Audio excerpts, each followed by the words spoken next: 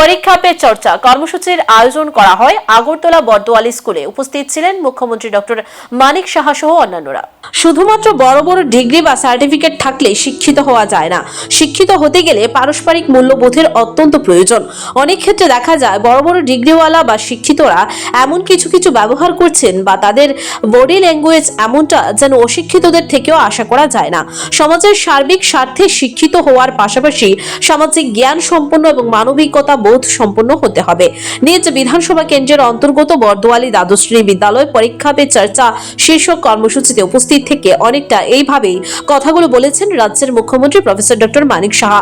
এখানে উল্লেখ করা প্রয়োজন, সাম্প্রতিক সময়ে ছাত্রছাত্রীদের সাথে যোগাযোগ নিবিড় করার জন্য এবং ছাত্রছাত্রীদের মানসিক অবস্থাকে অনুধাবন করার জন্য এই কর্মসূচি গোটা দেশ জুড়ে ব্যাপক সাড়া তৈরি করেছে। এইরকম ভাবে আজকের এই কর্মসূচি অনুষ্ঠিত হচ্ছে।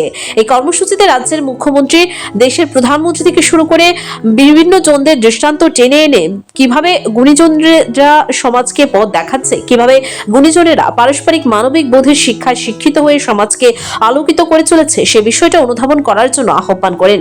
এদিন মুখ্যমন্ত্রীকে উপস্থিত বিভিন্ন স্তরের ছাত্রছাত্রীদের সাথে নানা বিষয় নিয়ে কথা বলতে দেখা যায় এবং ছাত্রছাত্রীও বিভিন্ন বিষয় নিয়ে সরাসরি রাজ্যের মুখ্যমন্ত্রীর সাথে কথা বলেছেন, যেটা নিতান্তই এই কর্মসূচি বা প্রকল্পের একটা ইতিবাচক দিক, এতে সন্দেহ নেই। ডিগ্রি হোল্ডার তারপরেও যেভাবে অনেক সময় হাতে হাতে অনেক সময় যেভাবে ব্যবহার করে, যে শব্দ ব্যবহার করে বা তার যে বডি ল্যাঙ্গুয়েজ, একজন অশিক্ষিত লোকের থেকেও দেখা যায় সে একটু ব্যতিক্রমী। কাজে শিক্ষা কিন্তু ওই ডিগ্রি বা ওই সার্টিফিকেট আমি নিলাম তাতে আমি শিক্ষিত হয়ে গেলাম সেটা।